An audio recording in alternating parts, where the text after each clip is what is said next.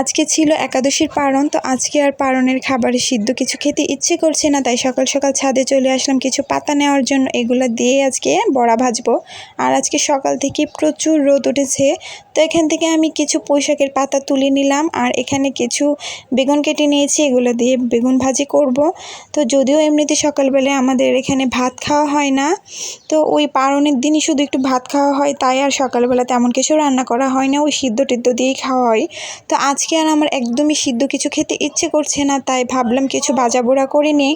তো এখানে আমার বেগুন ভাজাগুলো হয়ে গেছে আর এখানে পুঁইশাকের আমি পাতার বড়াগুলো ভেজে নিব। তো পুঁইশাকের পাতাগুলো এরকম আস্তে আস্তে করে আমি ভেজে নিব মচমচা করে, এগুলো খেতে বেশ ভালো লাগে।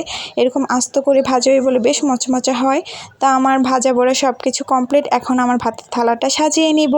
তো এখানে আমি আলু মেখেছিলাম, মানে আলু ভর্তা, সাথে একটা বেগুন ভাজি আর পুঁইশাকের পাতার বড়া নিয়ে নিয়েছি। আর সাথে যদি একটা শুকনো মরিচ না হয় তাহলে কি হয়, আর গরম গরম ভাতের উপর আমি একটু ঘি নিয়ে নিয়েছি। এই